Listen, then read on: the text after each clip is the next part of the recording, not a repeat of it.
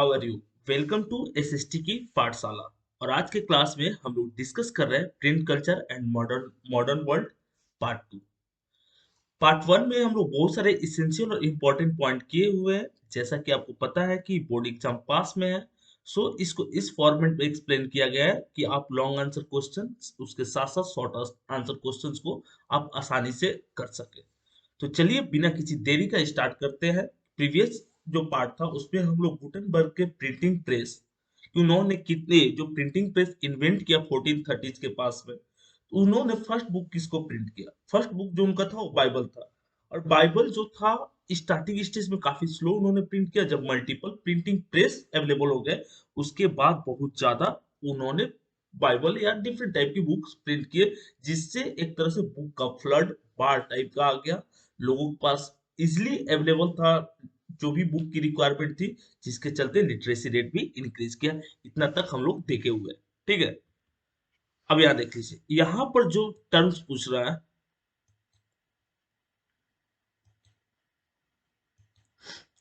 अब बैलेट का मतलब होता है हिस्टोरिकल अकाउंट और फॉकटेल इन वर्ड्स यूजुअली संग और वर्क रिसाइटेड। ए बैलेट क्या होता है? ए बैलेट जो होता है हिस्टोरिकल अकाउंट्स होता है। जैसे मान लो कि कुछ पुरानी घटनाएं आपकी घटी हुई है, किसी बड़े और पावरफुल राजा के बारे में, या किसी रिलीजियस जो प्रीचर्स थे उनके बारे में किसी स्टोरीज या हेमन्स के रूप में कंपोज किया जाता है, तो अब हम उसको क्या बोल सकते हैं? उसको बैलेट बोल सकते हैं। ऐसे बैलेट जो थे बहुत ज्यादा फेमस थे। कहाँ पे? आपके वेस्ट बंगाल में।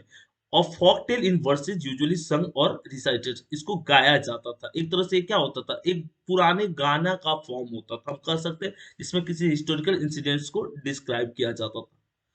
अब इसके बाद क्या आ रहा है? टेवरिन्स का मतलब होता है places where people gather to drink alcohol to be served food.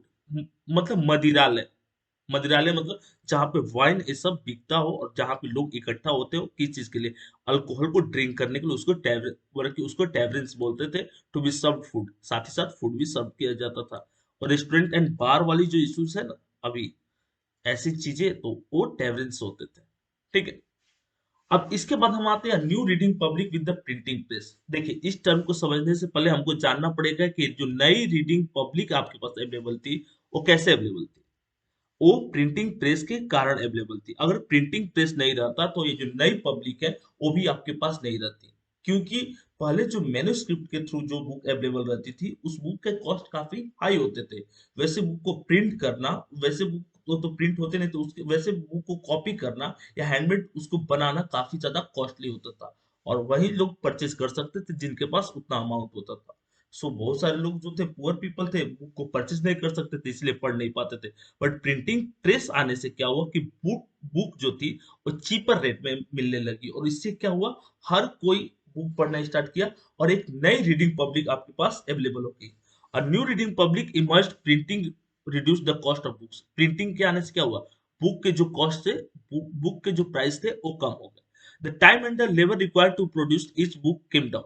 देखिए, अगर मशीन आएगी तो प्राइस कम होगा, क्योंकि प्रोडक्शन ज्यादा कर रहा है। साथ ही साथ लेबर की भी रिक्वायरमेंट क्या होगी, कम हो जाएगी।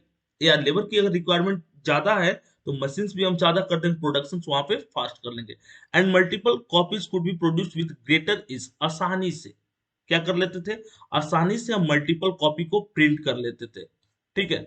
सो बहुत सारे बुक्स आसानी से अवेलेबल होने लगे, प्राइस उसके कम हो गए, सो पढ़ने वालों की संख्या बढ़ गई। Books flooded in the market, जिसके कारण बुक की फ्लड बाढ़ आ गई। कहाँ पे? मार्केट में। Reaching out of an ever growing readership, और इसके थ्रू एक एवर ग्रोइंग रीडरशिप डेवलप हो गई लोगों के बीच में। वैसे लोग जो बुक की अवेलेबिलिटी न होने के चलते नहीं पढ़ पाते थे, प्रिंटिंग प्रेस आने के बाद बुक की फ्लड आई और लोग आसानी से रीड करने लगे, लोग पढ़ने लगे, लिटरेसी रेट इंक्रीज कर गई। Book could be only by the literate, and the rates of literacy in most European countries were very low till the 20th century। 20th century तक बहुत कम थी, लेकिन जैसे ही प्रिंटिंग प्रेस बहुत ज्यादा इंट्रोड्यूस हो गया, प्रिंटिंग प्रेस से बुक्स बहुत ज्यादा इंट्रोड्यूस हो गए, तो लिटरेसी रेट अचानक बूम कर गई, अचानक बढ़ गई पूरी यूरोप की और इसके साथ साथ वर्ल्ड की, जहां पे प्रिंटिंग प्रेस अवेलेबल हुई, ठीक है।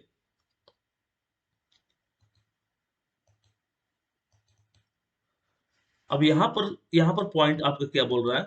यहाँ पर बोल रहा है, क्या देखिए, religious debates and the fear of print created the possibility of wide circulation of ideas and and introduced a new world of debate and discussion. अब रिलीजियस डिबेट्स होने लगे। रिलीजियस डिबेट्स क्यों होने लगे? क्योंकि बहुत सारे लोग जो थे वो बुक लिख रहे थे और जो आपके पुराने ट्रेडिशंस था, कल्चर था, उसको क्रिटिसाइज करके उस पर क्वेश्चन मार्क लगा रहे थे।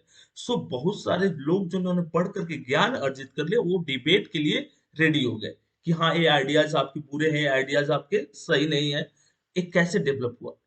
बड़े बड़े इंटेलेक्चुअल पर्सन की बुक्स, कॉलम्स या मैगजीन्स के थ्रू उनके आर्टिकल्स को पढ़ करके लोगों के बीच में इंटरेस्ट डेवलप हो गया, लोगों के बीच में क्वेश्चंस करने की वो आदत सी डेवलप हो गई। Work and introduce new world of debate and discussions. तो हम कह सकते हैं क्या कि प्रिंटिंग प्रेस आने के बाद जब लिटरेसी रेट इंक्रीज कर गया और कुछ इंटेलेक्चुअल पर्संस के कारण new world of debate and discussions, debate और डिस्कशंस का टाइम आ गया। ठीक है, पहले डिबेट और डिस्कशन नहीं होता था क्योंकि लोग पढ़े लिखे नहीं थे, आइडिया सर्कुलेट नहीं करते थे। Many were apprehensive of effect that the easier access of the printed world and the wider circulation of book would have on people's mind। क्योंकि वाइडर सर्कुलेशन था बुक का, हर किसी के पास बुक अवेलेबल हो गया था। अब जो विलेज एरिया में रहते थे, जो रिमोट एरिया में रहते थे लोग, वो लोग भी बुक पढ़ करके आइडियाज ले सकते थे अर्बन रीजन में रहने वाले लोगों का। इससे क्या हुआ कि थॉट्स जो है वो डेवलप हो गए हर किसी के। It was feared that if there was no control over what was printed and read, then rebellious and irrebellious thoughts might spread। अब यहाँ पे देखिए, सॉरी बाल, बोला कि रिबेलियस एंड इरिलीजियस। अगर हम कंट्रोल नहीं किए इस प्रिंटेड बुक्स को तो क्या हो जाएगा? अगर प्रिंटेड बुक्स को कंट्रोल नहीं करेंगे तो दो चीज होगी। एक तो रिबेलियस थिंकिंग जो है आसानी से डेवलप हो जाएगी। शहर में बैठे हुए रिबेलियन जो है वो आसानी से क्या कर देंगे? आसानी से वो डेवलप कर देंगे डिफरेंट थिंकिंग्स को। ठीक है, और इसके साथ साथ इरिलीजियस थिंकिंग्स भी डेवलप होगी। लोग रिलीजन के ऊपर क्वेश्चन मार्क करेंगे। If that happened the authority of valuable literature would be destroyed. Valuable literature क्या हो जाएगा? वैल्यूएबल लिटरेचर जो है वो डिस्ट्रॉय हो जाएगी। ठीक है, इन 1517 the religious reformer Martin Luther, याद रखिए किन की बात कर रहे हैं हम? रिलीजियस रिफॉर्मर की बात कर रहे हैं। और वो रिलीजियस रिफॉर्मर कौन थे? वो रिलीजियस रिफॉर्मर जो थे वो मार्टिन लूथर थे।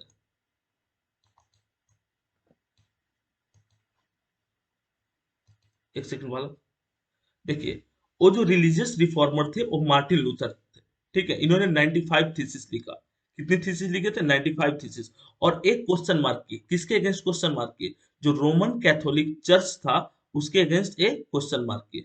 ठीक है, A printed copy of this was posted on church door in the Wittenberg। Wittenberg में इन्होंने क्या किया? चर्च के डोर के पास इन्होंने प्रिंटेड कॉपी को सर्कुलेट कर दिया। और if the challenge to the debates his ideas, और जो चर्च की आइडियाज थी उसके अगेंस्ट इन्होंने डिबेट किया। कौन? मार्टिन लूथर किंग ने। ठीक है, Martin Luther King immediately reproduces and read widely. This led to the division with the church and the Protestant reformers। Martin Luther king जो थे वो प्रोटेस्टेंट रिफॉर्मर थे। उनकी जो आइडियोलॉजीज प्रोटेस्टेंट रिफॉर्मर थे, कैथोलिक के अगेंस्ट जो उनकी स्टीरियोटाइप थिंकिंग थी उसके अगेंस्ट क्वेश्चन मार्क किया। और एक बहुत बड़ा इशू हुआ। लोग जो है अभी तक रोमन कैथोलिक चर्च पे कोई क्वेश्चन नहीं करता था। मार्टिन लूथर किंग के इस क्वेश्चंस में बहुत सारे वैल्यूएबल पॉइंट्स थे जो लोगों के माइंड्स को स्ट्राइक किया। और उसके बाद लोग जो है चर्च की आइडियोलॉजी के अगेंस्ट में क्वेश्चन करना स्टार्ट कर दिए। ठीक है, Luther translated new copies with in a few weeks and second edition. वो रहा कि लूथर की जो थीसिस थी उसकी 5000 कॉपीज जो है within a week sale हो गई। और भी डिमांड्स बढ़ गई, यानी कि ऐसी आइडियोलॉजीज को लोग बहुत सारा प्रमोट कर रहे थे। मार्टिन लूथर किंग वो फर्स्ट रिफॉर्मर थे जिन्होंने चर्च के अगेंस्ट में, कैथोलिक चर्च के अगेंस्ट में क्वेश्चन किया। ठीक है, तो यह देखिए बोला कि print and descents. Print popular religious literature stimulated many distinctive individuals interpretations of faith even among little educated working people। जो लिटिल एजुकेटेड वर्किंग पीपल थे उनके अगेंस्ट भी एक प्रिंट जो था वो क्वेश्चन मार्क करना स्टार्ट कर दिया था।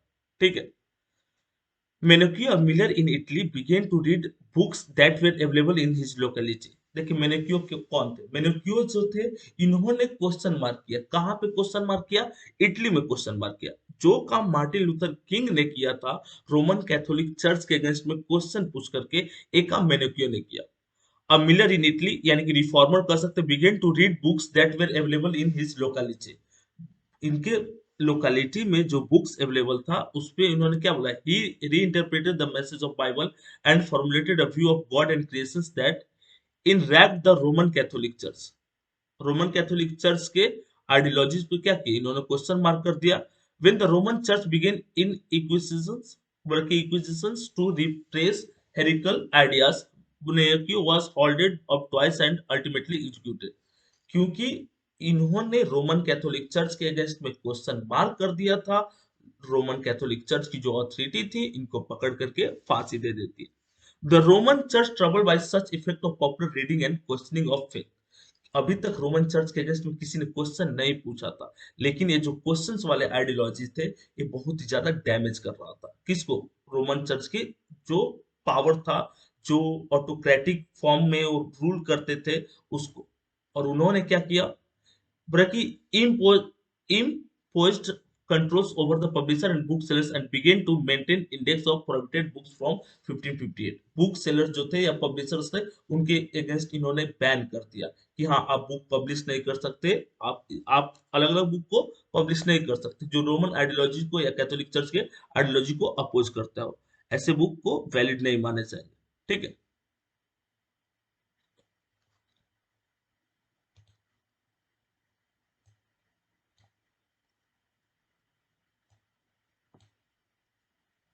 अब यहाँ देख लीजिए, बोला कि इनक्विसिशंस का मतलब होता है farmer Roman Catholic code for identify and publishing heritage.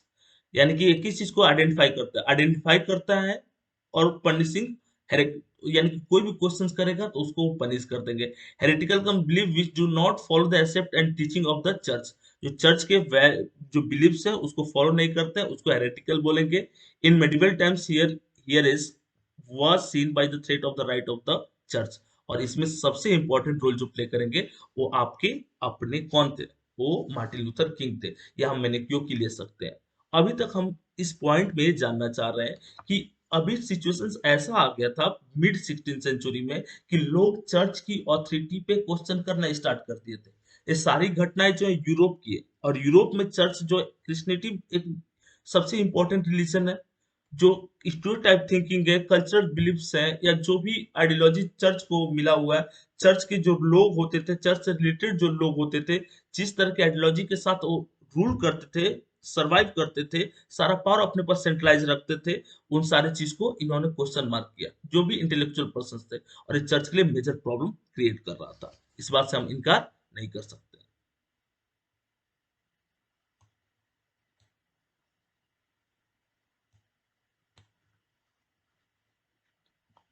ठीक है,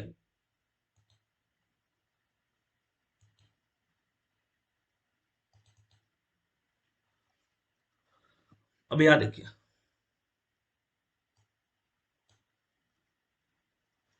अब यहाँ पर क्या बोल रहा है, अब यहाँ पर क्या बोल रहे हैं आप, अब यहाँ देखो, the reading mania. Reading mania का मतलब पढ़ने का शौक या पढ़ने का जो ट्रेडिशन था, कल्चर था, वो बढ़ रहा था। Through the 17 and 18 century literacy rate went up in most parts of Europe.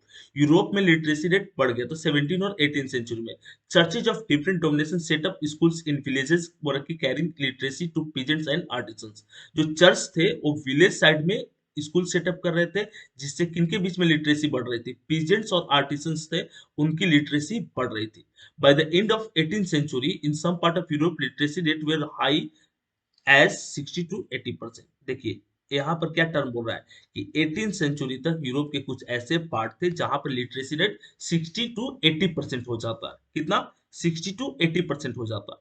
ठीक है, लेकिन पूरे यूरोप में नहीं, पूरे यूरोप में लिटरेसी रेट इंक्रीज करने में मतलब लास्ट का 20 भी नहीं करेंगे हम, स्टार्टिंग के या मिड के 20 तक कर सकते हैं कि यूरोप में लिटरेसी रेट इंक्रीज किया। और अभी हम लोग की कंट्रीज का लिटरेसी रेट अप्रोक्स 80% है, और आज से 200 साल पहले यूरोप वालों की लिटरेसी रेट उतनी होती थी, 80%। इसका मेन कारण था प्रिंट कल्चर वहां पर पहले आया था, और प्रिंट कल्चर पहले आने के कारण ये सारी सिचुएशंस उसके पास था। बुक सेलर एम्प्लॉयड बोला कि peddlers who roamed around villages. Book sellers employed peddlers. Book sellers जो भी होते थे वो किसको किसको, और ये अपने पास रखते थे, पेडलर्स को अपने पास रखते थे। और ये पेडलर्स करते क्या थे, ये पेडलर्स जो थे बुक को कैरी करते थे और कैरी करके मूव करते थे विलेज टू विलेज और उसको सेल करते थे। There were almances or ritual calendars along with the ballads and folktales. इनके पास रिचुअल कैलेंडर्स होते थे, बैलेट्स होते थे, और जो सिंगिंग वाला पैटर्न रहता था या फोक पुरानी स्टोरीज रहती थी। But other form of reading matters largely for entertainment. लेकिन देखिए स्टोरीज लिटरे या कोई नॉलेज की चीजों पे लोग ज्यादा फोकस नहीं करते, लेकिन अगर इंटरटेनमेंट की कोई चीज हो उस पे लोग ज्यादा फोकस करते हैं। और इंटरटेनमेंट की जो चीजें थी, इंटरटेनमेंट से रिलेटेड जो बुक थी वो वाइडली अवेलेबल हो रहा था। ये बहुत मतलब मोटी बुक नहीं होती थी, 2 4 5 10 पेज की ऐसी बुक होती थी जिसको लोग पढ़ काफी चाव से पढ़ते थे। Began to reach ordinary readers as well. Ordinary readers के पास, क्योंकि जिसको पढ़ने लिखने का शौक भी नहीं रहेगा, अगर ऐसा इंटरटेनिंग बुक रहेगा तो आसानी से उस चीज को पढ़ेंगे। ठीक है। In England penny chapbooks were carried by की petty pedlars known as the chapman. Question पूछ देता है 1 मार्क में कि चेपमैन किसको बोलते हैं। तो जो पेनी चेप बुक्स कैरी करते थे पेडलर्स, उनको हम चेपमैन बोलते थे। वो छोटी छोटी स्टोरीज वाली इंटरटेनमेंट वाली books, and sold for penny so that even the poor could buy them। आसानी से पुअर लोग भी परचेज कर सकते थे, प्राइस इसकी कम होती थी कारण प्रिंट कल्चर आने थे। In France were the Bibliotheque Bleue which were low price small books printed on poor quality paper. एक तो लो प्राइस रहता था, पुअर क्वालिटी पेपर पे प्रिंट होता था, and boarding cheap blue covers, और इसके पास क्या होते थे, वो ब्लू कवर्स होते थे। ठीक है। तो बेलोथिक न्यूज जो था वो फ्रांस में ऐसी चिप बुक को बोला जाता था, और चैपमैन जो है कैरी करते थे ऐसे बुक्स को कहाँ पे, इंग्लैंड में। उम्मीद करता हूँ कि आपको कोई डाउट नहीं रहा होगा इसके रिगार्डिंग।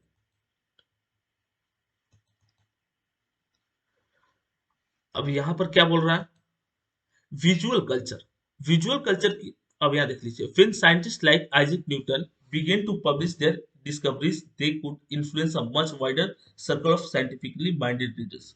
अच्छा, अभी तक हम क्या देखे, अभी तक हम लोगों ने देखा एक चीज को कि कुछ इंटरटेनमेंट के पर्पज से बुक होती थी, या कुछ फोक टेल्स होती थी, कुछ पुरानी स्टोरीज होती थी। ठीक है। ऐसे बुक्स को लोग ज्यादा प्रेफर करते थे।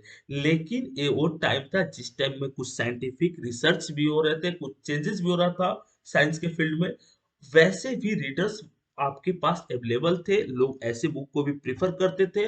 और कुछ जो इंटेलेक्चुअल पर्सन है डिफरेंट साइंस फील्ड के, वो अपने रिसर्च के रिगार्डिंग बुक लिखते थे और उस बुक को भी लोग चाव से पढ़ते थे। When scientists like Isaac Newton began to publish their discoveries, they could influence a much wider circle of scientifically minded reader।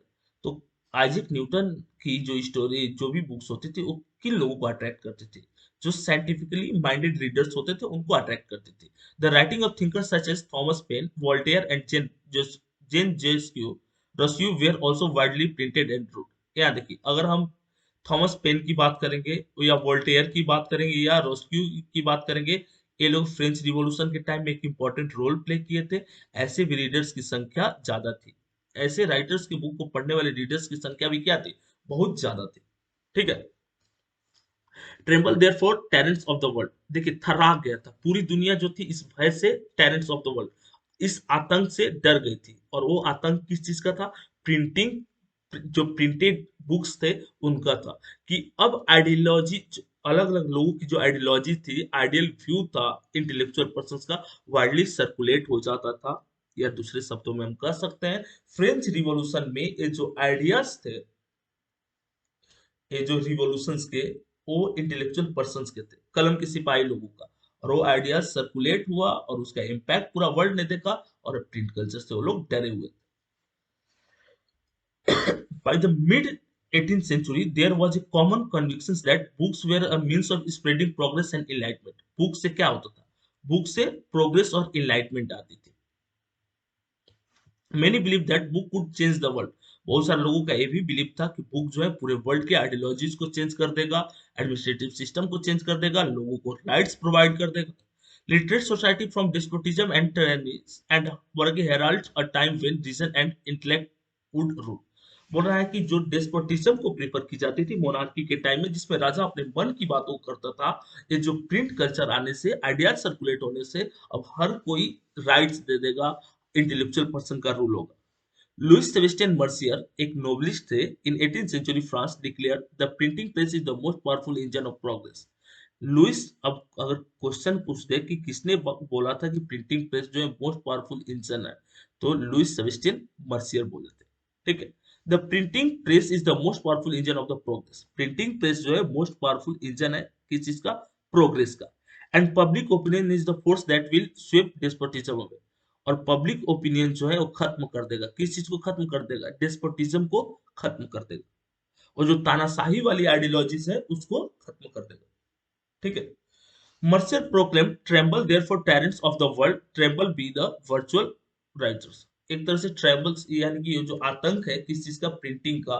इस तरह से पूरी दुनिया अचंभित थी, पूरी दुनिया इससे सरप्राइज थी, और एक तरह से वर्चुअल राइटर का रोल प्ले कर रहा था a print culture, a printing machine, a printed books.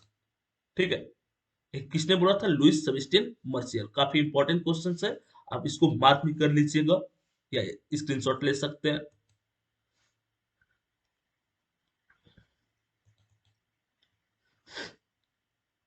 Print culture and the French revolution. देखिए, प्रिंट कल्चर और फ्रेंच रिवॉल्यूशन, तो प्रिंट कल्चर और फ्रेंच रिवॉल्यूशन का डायरेक्टली रिलेट करता था। जो इंटेलेक्चुअल कॉज था, विद्वान लोग जो थे वो बुक लिखे थे या आइडियाज लिखते थे डिफरेंट जर्नल्स में, मैगजीन्स में, न्यूज़पेपर में, और वो आइडियाज जो थे रूरल एरियाज में, कंट्री साइड में वाइडली सर्कुलेट होता था, जिसके थ्रू लोग यूनाइट हुए। Many historians have argued that print culture created the condition within which French Revolution occurred. बोल रहा है कि बहुत सारे historians का ये भी मानना है प्रिंट कल्चर के कारण ही फ्रेंच रिवॉल्यूशन हुआ, या फ्रेंच रिवॉल्यूशन इतना वाइडली इम्पैक्टफुल हो पाया।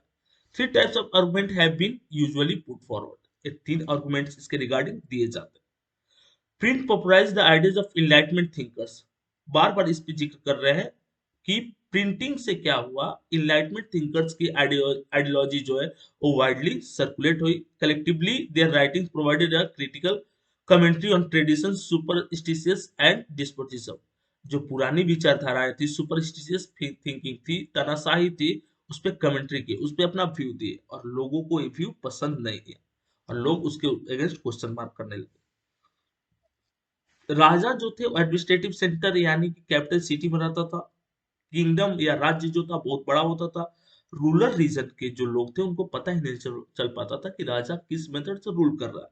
लेकिन ये प्रिंट कल्चर आने के बाद क्या हुआ कि हर कोई बड़े बड़े थिंकर्स के, इंटेलेक्चुअल पर्सन की कॉलम्स को रीड करने लगा, पढ़ने लगा, और इससे एक चीज क्लियर हो गया कि राजा रूल कैसे कर रहा है। अगर राजा डेस्पोटिज्म को फॉलो कर रहा है तो लोग रूरल साइड में भी राजा को अपोज करने लगे, उनको टैक्स देना बंद कर दिए। तो इस तरह से वाइडली इम्पैक्टफुल हो पाया प्रिंटिंग के बाद कोई भी रिवॉल्यूशन, और उसमें French revolution leading role play कर रहा था।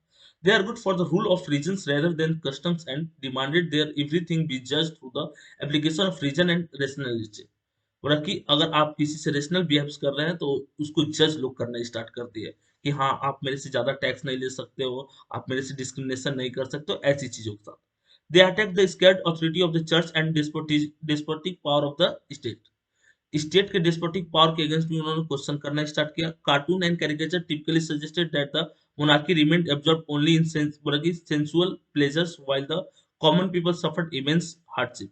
कॉमन पीपल किसी भी हार्डशिप में रहे उससे कोई उनको मतलब नहीं। मोनार्की अपने डिस्पोटिक आइडियोलॉजी से रूल कर रही थी, और लोगों को ये बात पसंद नहीं आई। लोग इस बात को मानने के लिए तैयार नहीं थे कि हम इतनी हार्डशिप में जिए और आप वाइडली रूल कीजिए। लोगों ने क्या किया? क्वेश्चन मार्क कर दिया। Voltaire and Rousseau they were also exposed the monarchial. तो ये दो कौन से पर्सन थे जिन्होंने क्वेश्चन किया मोनार्कियल आइडियोलॉजी के अगेंस्ट, मोनार्कियल आइडियल के अगेंस्ट? तो वोल्टेयर और रस्यू। ठीक है। कार्टून और कैरिकेचर्स बना करके डेस्पोटिक आइडियाज को स्प्रेड करने की कोशिश की गई, और ये जो प्रिंट कल्चर था उससे इनलाइटमेंट थिंकर के आइडियाज जो है वो रूरल साइड, कंट्री साइड में स्प्रेड हुआ। और बहुत सारे हिस्टोरियंस का मानना है कि ये प्रिंट कल्चर के कारण, बुक की अवेलेबिलिटी के कारण, न्यूज़पेपर सर्कुलेट होने के कारण क्या हुआ, जो वाइडली इम्पैक्टफुल हो पाया। क्या वाइडली इम्पैक्टफुल हो पाया? जो फ्रेंच रिवॉल्यूशन था। एक चीज और कि फ्रेंच रिवॉल्यूशन के टाइम में सैलून होते थे, वो बाल काटने वाला सैलून नहीं। सैलून का मतलब कि कोई पर्सन जो होता था वो बैठ जाता था, जो लिटरेट रहता था किसी हाई हायर जगह पे, और उसके आसपास इलिटरेट पर्सन बैठे रहते थे और जो भी न्यूज़पेपर होते थे उसको वो बोल करके बताता था और लोग उस चीज को सुनते थे। तो इस तरह के भी सिस्टम्स थे जिसके थ्रू आइडियाज सर्कुलेट किया। ठीक है।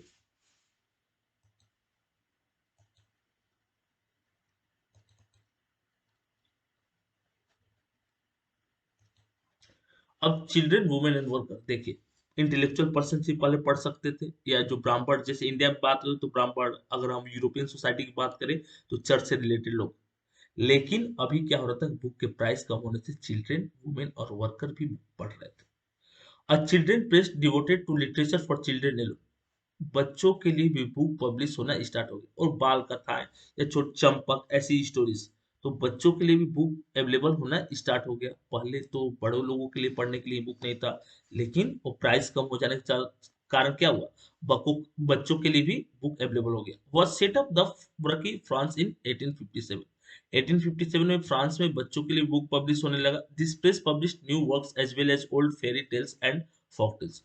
फेरी टेल्स, परियों की कहानी, फोक टेल्स, ऐसी स्टोरीज या किसी राजा से रिलेटेड स्टोरीज जो इंटरेस्टिंग हो, बच्चों के लिए पब्लिश होना स्टार्ट हो।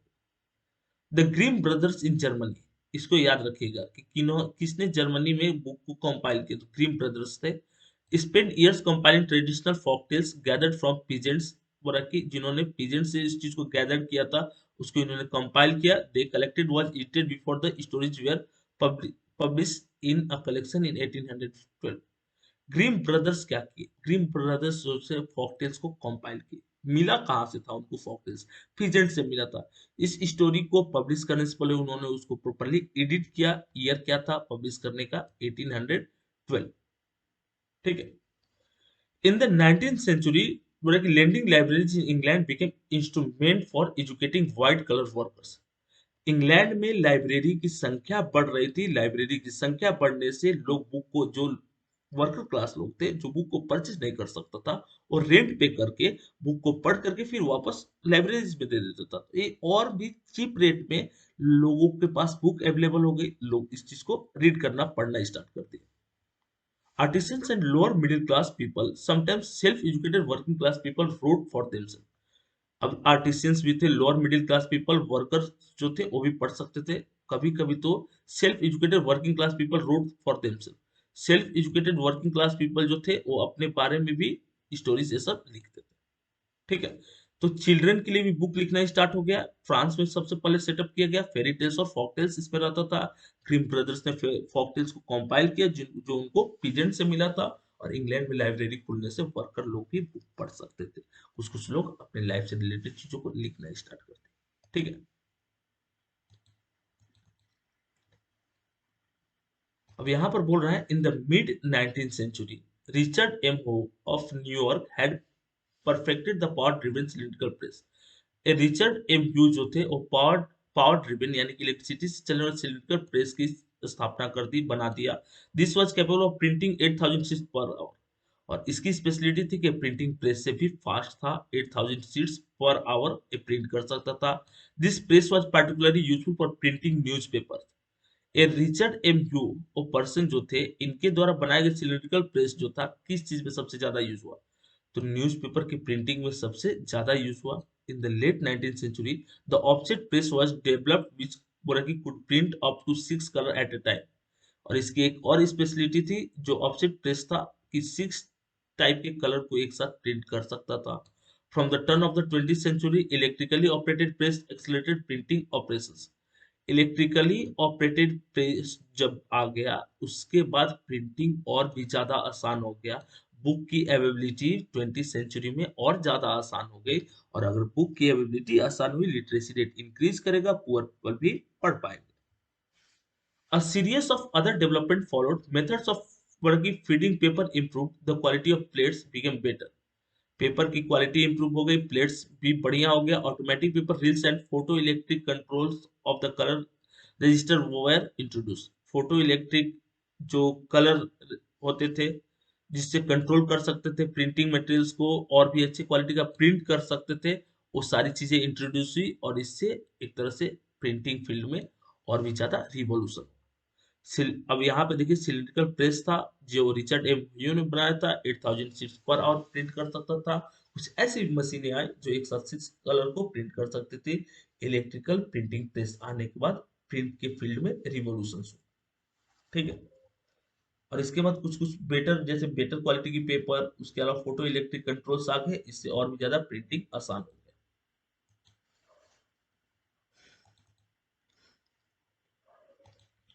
बोला कि India had a very rich and old tradition of hand retain manuscript. एक चीज क्लियर है, इंडिया स्टार्टिंग स्टेज से क्या रहा, लिटरेसी की फील्ड में आगे रहा। कुछ सिलेक्टेड लोग, ये ऋषि मुनि की बात करिए, पुराने टाइम से हम लोग बुक लिखते आ रहे हैं, और ये बुक जो होती थी वो सेजेस लिखते थे ऋषि लोग संस्कृत लैंग्वेज में। अगर मिडिल पीरियड की बात करें तो अरेबिक में, पर्शियन में, as well as various vernacular language, या इसके अलावा लोकल लैंग्वेजेस में भी बुक लिखी जाती थी।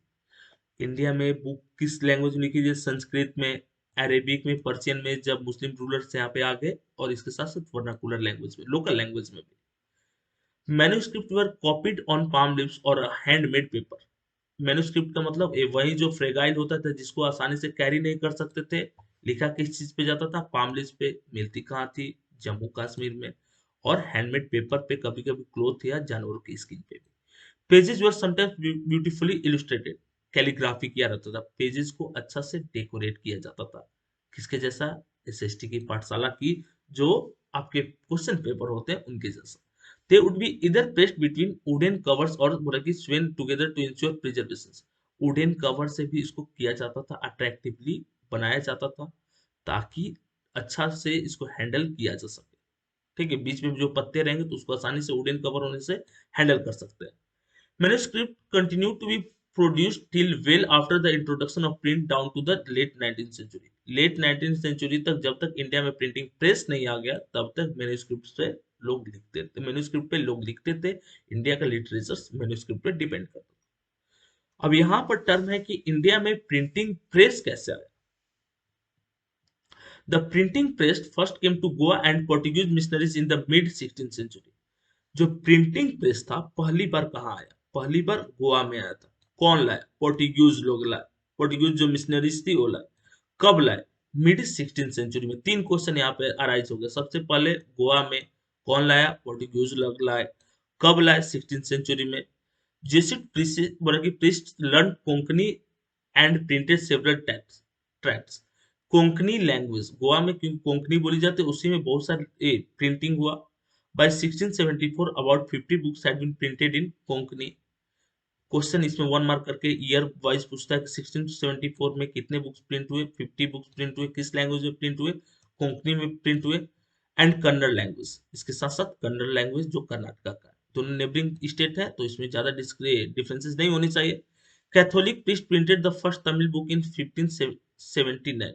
कैथोलिक जो प्रीस्ट लोग थे वो तमिल बुक को कब प्रिंट किए, 1579 में, एट कोची। कोची यानी केरला में। And in 1713 the first Malayalam book was printed by them. 1713 में फर्स्ट मलयालम बुक प्रिंट हुआ इनके द्वारा, जो केरला का लैंग्वेज है उस बुक में। By 1710 Dutch Protestant missionaries had printed 32 Tamil texts. Dutch जो मिशनरीज थी, नीदरलैंड वाले जो थे, 32 तमिल टेक्स्ट पब्लिश किए थे। एक बार फिर से रिपीट कर लेते हैं हम लोग। फर्स्ट गोवा कौन लाए, पोर्टुगीज लाए। कब लाए, 16th सेंचुरी में लाए। कोंकणी और कन्नड़ लैंग्वेज में स्टार्टिंग में बुक पब्लिश हुई 1674 में, अप्रोक्स 50 बुक्स। इसके अलावा अगर हम बात करेंगे तो 1579 में तमिल लैंग्वेज में जो कैथोलिक प्रीस्ट थे उन्होंने बुक पब्लिश किया। 1713 में मलयालम लैंग्वेज में बुक पब्लिश हुआ, और 1710 में 32 तमिल बुक्स पब्लिश हुए। तो ये काफी इंपॉर्टेंट टर्म हो जाता है, इस डेटा को माइंड में रखिएगा आप लोग। ठीक है।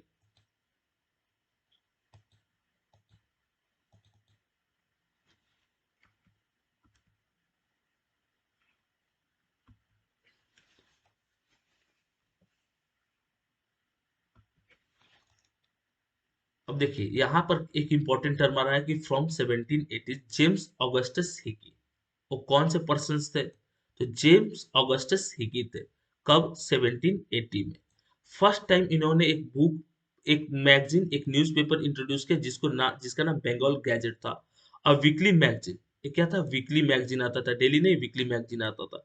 ही publish a lot of advertisements, बोला कि intelligence that related to the import and sale of the slaves, जिसमें क्या होता था, स्लेव्स के सेल्स, ये सारी चीज, यानी कि एक क्वेश्चंस मार्क भी करते हैं किस चीज को, ऑथोरिटीज के अगेंस्ट है, but he apologized a lot of gossips about the company senior officials in India।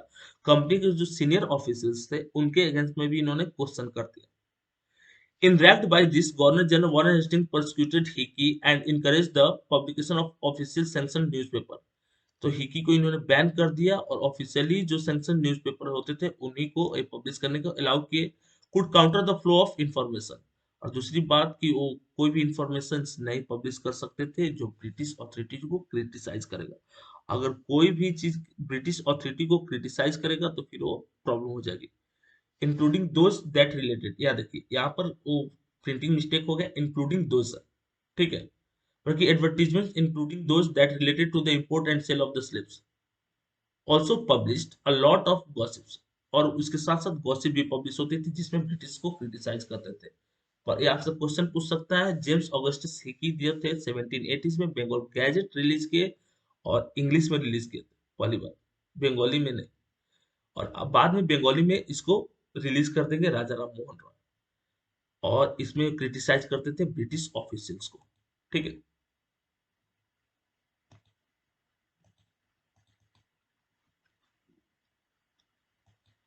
Religious reform and public debates, याद देखिए रिलीजियस रिफॉर्म की बात करेंगे। Some criticised existing practice and campaign from the reform while other counter and argument of reform. बहुत सारे लोग जो थे रिफॉर्म के साथ थे, बहुत सारे लोग जो थे रिफॉर्म अपोज में थे। जो प्रिस्ट के आइडियोलॉजी वाले लोग थे और रिफॉर्म के अपोज में थे, और जो उनके जो क्वेश्चंस कर रहे थे वैसी कल्चरल एक्टिविटीज पे, वो लोग इसके अपोज में थे, ठीक है। और वो लोग उसके अपोज में थे कि कल्चरल एक्टिविटीज नहीं प्रैक्टिस होनी चाहिए, या कोई भी कल्चर ट्रेडिशन जो स्टीरियोटाइप्स है या प्रिजुडिस है या नैरो माइंडेड है, वो नहीं प्रीफर होनी चाहिए। जबकि प्रीस्ट इसके अगेंस्ट में रिलीज करते थे कि नहीं, जो क्वेश्चन कर रहे हो गलत है। दो फेज था, एक लाभ एक हानि वाला। some criticized existing practices and were a campaign from reform। कुछ लोग क्रिटिसाइज किए एग्जिस्टेंट प्रैक्टिसेस को और रिफॉर्म के लिए कैंपेन किए। while others countered the arguments of reforms। दूसरे जो थे आर्गुमेंट किए रिफॉर्म को लेकर के, प्रीस्ट लोग आर्गुमेंट किए और वो लोग जो काउंटर कर रहे थे राजा राममोहन राय जैसे लोग। These debates were carried out in the public and in print। Printed tracts and newspaper not only spread the new ideas। जो प्रिंटेड ट्रैक्ट्स था वो नए आइडियाज को पब्लिश नहीं कर रहा था। बहुत सारे लोग जो थे ऐसी पुरानी आइडियोलॉजी को भी प्रिंटेड न्यूज़पेपर के थ्रू पब्लिश करते थे, प्रीस्ट मोनार्की वाले। This was a time of intense controversies between social and religious reformers। Social और रिलीजियस रिफॉर्मर के बीच में एक कंट्रोवर्सीज का टाइम था, and the Hindu orthodoxy over matters like widow immolations, परकी monotheism, Brahmanical priesthood and idolatry. मूर्ति पूजा, ब्राह्मिकल आइडियोलॉजी, विडो रिमैरेज, इन सब सारी चीजों को लेकर के लोगों के मन में अलग अलग थिंकिंग थी। कुछ लोग इसको सपोर्ट करते थे, कुछ लोग इसको अपोज करते थे। कुछ लोग विडो रिमैरेज एक्ट को अपोज करते थे जो 1856 में लागू हुआ, कुछ लोग इसको सपोर्ट करते थे। ब्राह्मिकल आइडियोलॉजी या पुराने थिंकर जो है अपोज करेंगे, ईश्वर चंद्र विद्यासागर, राजा राम मोहन राय जैसे लोग सपोर्ट करेंगे। राजा राम मोहन राय पब्लिश सामंत कुमुदी इन 1821। इस चीज को माइंड में रखिएगा, क्वेश्चन पूछता है सामंत कुमुदी किसने लिखा और कब लिखा। 1821 में राजा राम मोहन रॉय ने लिखा था। And Hindu orthodoxy commission the Samachar की Chandrika to oppose his opinion. इसके अलावा समाज जो हिंदू ऑर्थोडॉक्स जो लोग थे उन्होंने किस चीज को लिखा, समाचार चंद्रिका टू। समाचार चंद्रिका किसके अगेंस्ट था, सामंत कौमुदी की आइडियोलॉजी के अगेंस्ट था। राजा राम मोहन रॉय के अपोज में प्रीस्ट लोग रिलीज किए। From 1822 two Persian newspaper were published, जामे जहां नामा एंड शमसुल अकबर। दो पर्शियन लैंग्वेज में भी न्यूज़पेपर पब्लिश हुआ, जामे जहां और Shamsul Akbar. In the same year a Gujarati newspaper the Bombay समाचार, गुजराती न्यूज़पेपर बॉम्बे समाचार पब्लिश हुआ। जिन बच्चों को लग रहा है कि सर बॉम्बे तो महाराष्ट्र में है तो गुजराती कैसे, तो पहली बात जान लीजिए बहुत साल पहले की बातें चल रही है। ये गुजरात महाराष्ट्र जो है वो 1970s के बाद हुआ है, इससे पहले सब साथ में थे। इसीलिए गुजराती लैंग्वेज में बॉम्बे समाचार पब्लिश हुआ। दो तीन बुक की बात, समाचार कौमुदी 1821 राजा राममोहन राय, और समाचार चंद्रिका हिंदू ऑर्थोडॉक्स। इसके अलावा पर्शियन लैंग्वेज में जामे जहांनामा और शमसुल अकबर बुक पब्लिश हुआ। गुजराती में द बॉम्बे समाचार पब्लिश हुआ। उल्मा का मतलब क्या होता था? उल्मा का मतलब होता है legal scholars of Islam and the Syria. जो स्कॉलर्स होते थे इस्लाम या सीरिया के, उसको हम उल्मा बोलते हैं, बॉडी ऑफ इस्लामिक लॉ। और फतवा की अगर बात करेंगे तो legal pronouncement on Islamic law usually given by muftis. फतवा जो होता था, फतवा जारी करते थे कि इसको मार डालना है या ये आइडियोलॉजी प्रीफर नहीं होनी चाहिए, और मुफ्ती लोग देते थे। ठीक है।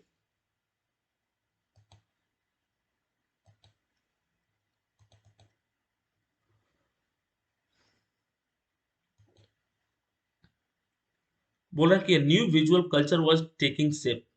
नए विजुअल कल्चर जो थे वो शेप ले रहे थे with the setting of an increasing number of printing press. Printing press की संख्या भी बढ़ रही थी। Visual images called be easily reproduced in multiple copies. Visual images के भी मल्टीपल कॉपीज हो रहे थे। जैसे बहुत सारे आर्टिस्ट थे, पेंटर थे, जो पेंटिंग करते थे और उस पेंटिंग के थ्रू बहुत सारे चीजों को शो करते थे।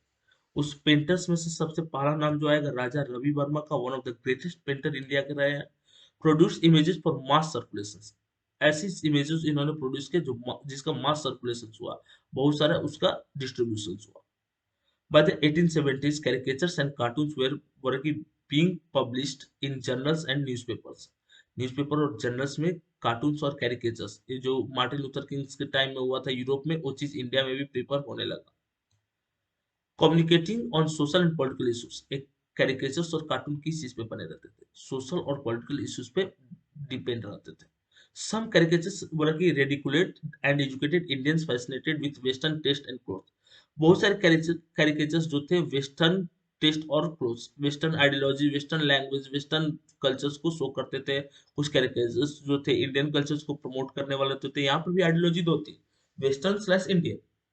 जैसे प्रीस्ट या स्टू टाइप लोग जो थे इंडियन कल्चर को प्रेफर कर रहे थे, जो रिफॉर्म करना चाहते थे, चेंजेस लाना चाहते थे, वेस्टर्न को प्रेफर कर रहे थे। अब यहाँ पर एक फेमस लेडी का नाम है Rajsundari Devi ji. A young married girl in a very orthodox household. मतलब पुरानी विचारों को मानने वाली एक फैमिली से बिलोंग करती थी, नाम था Rajsundari Devi. Learn to read in the मतलब की secrecy of her kitchen. Kitchen की सीक्रेसीज के बारे में उन्होंने बताया। Later she wrote her autobiography Amar Jiban. अब क्वेश्चन पूछता है इसमें कि राजसुंदरी देवी ने जो अपनी ऑटोबायोग्राफी लिखी थी अमर जीवन, उसको कब पब्लिश किया गया था? Which was publish in 1876। उसको 1876 में पब्लिश किया गया था। It was the first full length autobiography publish in Bengali language. और इसको किस लैंग्वेज में पब्लिश किया गया था? बंगाली लैंग्वेज में। फ्रॉम इतना ठीक है। राजसुंदरी देवी ने बंगाली लैंग्वेज में इस बुक को पब्लिश किया। ऑटोबायोग्राफी था जिसका नाम था अमर जीवन। A few Bengali women like Waraki Kailaswasni Devi wrote Waraki book highlighting the experience of women about how women were imprisoned at home। कि महिलाओं को कैसे घर में रखा जाता है, kept in ignorance, forced to do hard domestic work। इनको प्रताड़ित किया जाता है कि वो हार्ड डोमेस्टिक वर्क को करें। उनको राइट्स नहीं दिया जाता है पढ़ने लिखने का, वो फ्रीली मूव नहीं कर सकते हैं, बहुत सारी ट्रेडिशंस और कल्चर को प्रिफर करना पड़ता है। तो कैलाश वासनी देवी एक बंगाली वुमेन थी जिन्होंने इस चीज पे क्वेश्चन किया। राजसुंदरी देवी ने क्या किया था? उन्होंने अपने लाइफ पे बेस्ड ऑटोबायोग्राफी लिखी थी जिसका नाम अमर जीवन था। कब लिखी थी? 1876 में। ठीक है।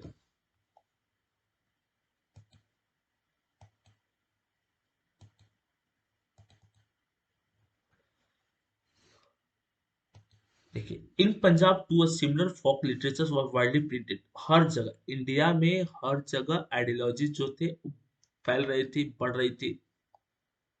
was widely printed from the early 20th century। Ramchandra Chadha, ठीक है, रामचंद्र चड्ढा जो पब्लिश द फास्ट सेलिंग, यहाँ पे देखिए, सेलिंग स्त्री धर्म विचार। इन्होंने क्या किया? स्त्री धर्म विचार बुक पब्लिश किया to teach women how to obedient wives, कि कैसे आप ओबीडियंट वाइफ बन सकते हैं। ये किसने? रामचंद्र चड्ढा ने पब्लिश किया। वो पंजाब रीजन में। The Khalsa tract society publish की cheap booklets with a similar message. यानी कि खालसा पद जो था, वहीं की महिलाएं को एक दायरे में रहना चाहिए, एक सीमा में रहना चाहिए। आज की बालिकाएं जो है सुन करके इस पे क्रोधित हो सकती है। तो एक किसने किया था, रामचंद्र चड्ढा ने, या खालसा ट्रैक्ट सोसाइटी जो था इसी मैसेज को सर्कुलेट किया। Many of this were in the form of dialogues about the qualities of a good women. एक बहुत सारे डायलॉग्स भी आया जिसमें क्वालिटी ऑफ गुड वुमेन कि एक अच्छी औरत को क्या होना चाहिए। जैसे गांधी जी ने क्या बोला था, एनसीईआरटी के अकॉर्डिंग, मेरे आइडियोलॉजी नहीं है, कि एक वुमेन को एक अच्छी वाइफ और एक अच्छी माँ बन के घर की देखभाल करनी चाहिए। आजकल की महिलाएं बोलेंगी क्यों वुमेन लड़ नहीं सकती, फाइटर जेट नहीं चला सकती, चला सकती, सारा चीज कर सकते, रिफॉर्म कर सकते सोसाइटी में।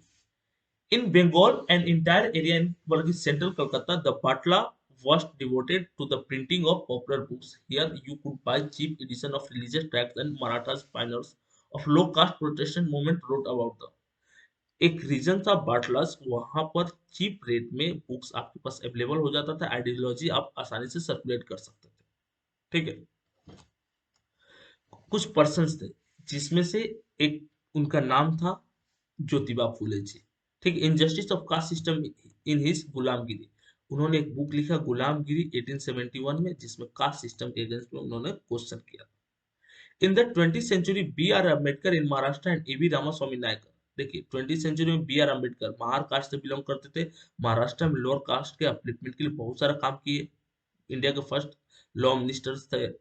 ईवी रामास्वामी नायकर, जिनको पेरियार कहा जाता था, तमिलनाडु रीजन से बिलोंग करते थे, लोअर क्लास लोगों के लिए मूवमेंट किए। बेटर नोन एज पेरियार, क्या कहा जाता था, ईवी रामास्वामी नायकर को पेरियार कहा जाता था। क्लास 8 में आपने पढ़ रखा है इस चीज को। Wrote powerfully on caste and their writings were read by people all over the India. इनके राइटिंग्स को, इनकी आइडियोलॉजीज को पूरे इंडिया में पढ़ा गया, भले साउथ रीजन से बिलोंग करते थे। इन 1878 the vernacular press act was passed. Vernacular press act में क्या था, एक चीज जान लीजिए, वर्नाकुलर प्रेस एक्ट में था कि इसमें लोकल लैंग्वेज में आप कोई भी मैगजीन बुक ये सब पब्लिश नहीं कर सकते, उसके लिए गवर्नमेंट से परमिशन की रिक्वायरमेंट रहेगी। 1878 में इंट्रोड्यूस किया गया था। The Irish press laws, it provide the government with existing right to censor report and editorials of the vernacular languages. Censorship लेनी पड़ती थी, ग्रांटी लेना पड़ता था कि अगर आप बुक पब्लिश करना चाहते थे। From now, the government kept regular tracks of the vernacular newspaper published different provisions. बहुत सारे प्रोविजंस में वर्नाकुलर न्यूज़पेपर पब्लिश भी किए गए, लेकिन वो गवर्नमेंट की परमिशन से, उनको फ्रीडम नहीं था, फ्रीडम ऑफ स्पीच नहीं था, वो गवर्नमेंट ऑफिसर्स को क्रिटिसाइज नहीं कर सकते थे।